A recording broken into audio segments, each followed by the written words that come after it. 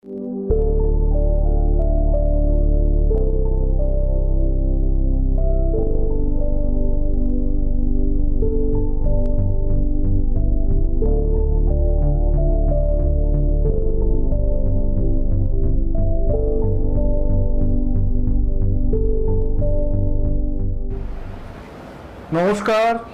আমি শ্রী নির্মল। আমার ইউটিউব চ্যানেলে আপনাদের সবাইকে স্বাগত। তো আজকে যে বিষয়টা নিয়ে আলোচনা করব সেটা হচ্ছে আমাদের অর্থনৈতিক স্থানের আরেকটা দিক। কারণ অর্থনৈতিক স্থান নিয়ে এর আগে আমি অনুষ্ঠান করেছি।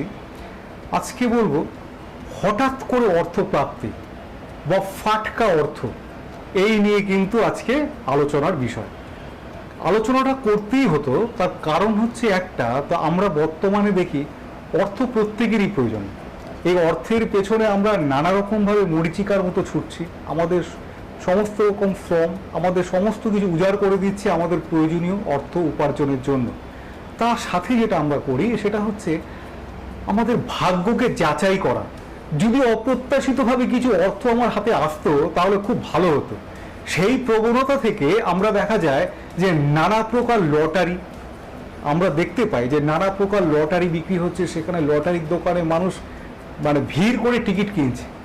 যদি হঠাৎ কোনোভাবে আমার কপালে কিছু অর্থ যদি ফাটকা আসে তাহলে আমরা কিন্তু সব সমস্যা থেকে বেরোতে পারবো। তো এই আশায় মানুষ কিন্তু ছুটছে নানা প্রকার অর্থ, নানা রকমভাবে নানা রকম দিক থেকে অর্থ উপার্জন করে যখন তার নিজের প্রয়োজনীয় অর্থটুকু মেটাতে পারছে না, তখন কিন্তু হঠাৎ কোনো লটারিতে যদি আমি একটা টাকা পাই তাহলে আমার সব ঠিক হবে। তাহলে এইবার দেখতে হবে, কথা হচ্ছে এটাই যে আপনার কি কপালে ফাটকা অর্থ প্রাপ্তির যোগ আদৌ কি আছে? যদি থেকে থাকে সেটা কোন সময়, আর যদি থেকেও থাকে কি কি গ্রহর কারণে আপনাকে ফাটকা অর্থের যোগ থাকলেও সেই অর্থ আপনাকে পেতে দেবে না। তো এই নিয়ে আজকের অনুষ্ঠান।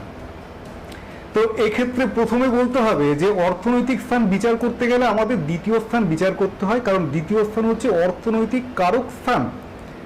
তারপরে আমাদের দেখতে হবে অর্থনৈতিক প্ল্যানেট অর্থাৎ জুপিটার, তার সাথে এখন আমরা ভেনাসকে অর্থাৎ শুক্রকেও দেখব। কিন্তু যখন আমরা দেখব অপ্রত্যাশিত অর্থ, ফাটকা অর্থ, হ্যাঁ, অর্থের আরেকটা জিনিস থাকে, সেটা হচ্ছে পৈতৃক সম্পত্তি আমি কিছু পাবো কিনা, বা ভূ সম্পত্তি কারোর থেকে কিছু পেতে পারি কিনা, সেটা সেই প্রসঙ্গে আমি আরেকদিন অনুষ্ঠানে বলবো। কিন্তু আজকে মেনলি ফাটকা অর্থ। তো দেখতে হবে এবার বৃহস্পতিকে দেখলাম, দ্বিতীয় স্থান দেখলাম, শুক্রকে দেখলাম, তাদের অবস্থান দেখলাম। তারপরে আমাদের দেখতে হবে রাহুর অবস্থান, কারণ রাহু কিন্তু আমাদের ফাটকা অর্থ দেয়। জানতে হবে রাহু কিন্তু সবসময় নেগেটিভ নয়, কারণ রাহু কিন্তু আমাদের জীবনে অনেক রকম শুভ দিক ডেকে নিয়ে আসতে পারে। রাহু কিন্তু আমাদের অপ্রত্যাশিতভাবে অর্থপ্রাপ্তি আমাদের কিন্তু দিতে পারে।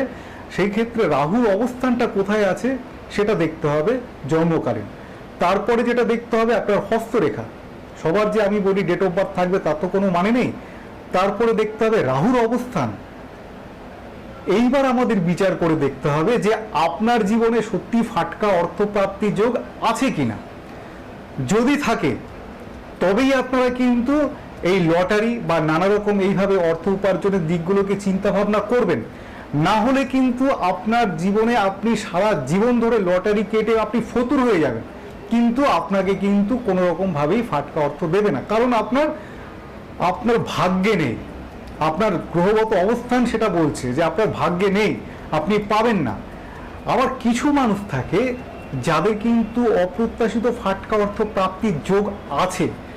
যদি সেই যোগ থেকে থাকে সেটা কোন সময়, কারণ সময়ের ঊর্ধ্বে কিন্তু কিচ্ছু নয়, সময়ই কিন্তু সিদ্ধান্ত নয় আমাদের কখন কি হতে পারে বা কি হতে চলেছে।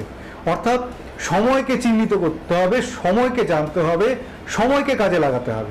সেই সময়টা কিন্তু আমরা একজন জ্যোতিষ কিন্তু আমাদের চিহ্নিত করতে পারে যে কোন সময়টা আমাদের উপযোগী সময়। তারপরে আমাদের দেখতে হবে যে আমাদের যদি ফাটকা অর্থ আমরা আমাদের গ্রহগত অবস্থান বা আমার হাত দেখে যদি বলছে যে হ্যাঁ, অনেককে আমরা বলি যে আপনার কিন্তু হঠাৎ কোনো অর্থ আসতে পারে।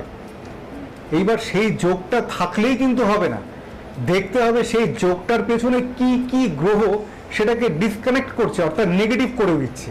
সেই জায়গাগুলো যদি যথার্থভাবে প্রতিকার করা যায়, সেই জায়গাগুলো চিহ্নিত করে যদি আমরা প্রতিকার করি, আপনার যদি ফাটকা অর্থপ্রাপ্তির যোগ থাকে তাহলে কিন্তু আপনি অর্থ পাবেনই পাবেন। তবুও আমার অনুষ্ঠানে মূলত আপনারা সবাই তো নানা রকম কমেন্টস করেন যে কিছু টোটকা আপনি বলুন। তো এই সংক্রান্ত বিষয়ে একটা টোটকা আমি বলবো। যারা বিশেষ করে এই লটারি কাটার একটা প্রবণতা বা রেসের মাঠ নানা প্রকারে এই ফাটকা অর্থ প্রাপ্তির একটা ভীষণ রকম মরিয়া চেষ্টা যাদের, তারা যেটা করবেন এটা কিন্তু অত্যন্ত একটা লাভদায়ক টোটকা। যদিও এটা অ্যাভারেজ আমি সবার জন্য বলছি, কিন্তু দেখতে হবে আপনার গ্রহগত অবস্থান, তার সাথে আপনার হস্তরেখা দেখে যদি কিছু জায়গা সংশোধন করা যায় বা কিছু দ্রব্য সেটা যদি আপনি সাথে করে নিয়ে আপনি লটারি বা যে কোনো জায়গায় আপনি যেতে পারেন, সেটা কিছু ধরন থাকে, কিছু কৌশল থাকে, সেটা যদি সঠিকভাবে অ্যাপ্লাই করতে পারেন তাহলে কিন্তু আপনি অর্থ যদি ফাটকা যোগ থেকে থাকে আপনি পাবেনই পাবেন।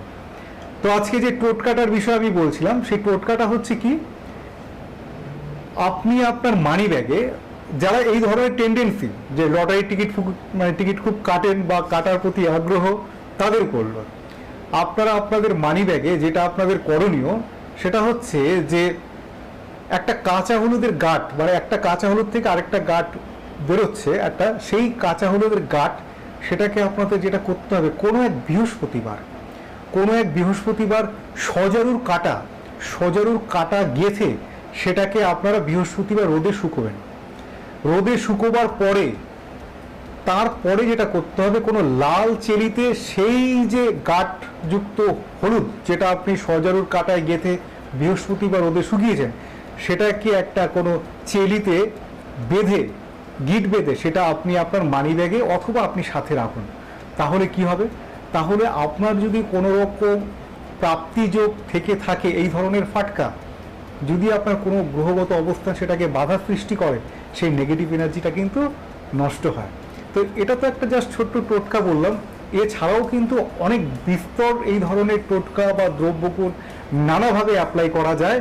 তো এই ধরনের সম্ভাবনা বা যোগ যাদের আছে আমি বলবো তারা একবার আসুন, যদি আপনার যোগ থাকে সেই জায়গা চিহ্নিত করে কিভাবে প্রতিকার করে কোন সময় আপনি পেতে পারেন সেই জায়গাটা কিন্তু চিহ্নিত করার দায়িত্ব আমার। তো আজকে এই পর্যন্তই, এরপরে আরও একটা টোটকা এই সংক্রান্ত বিষয় নিয়ে বলবো। খুব ভালো থাকবেন, নমস্কার।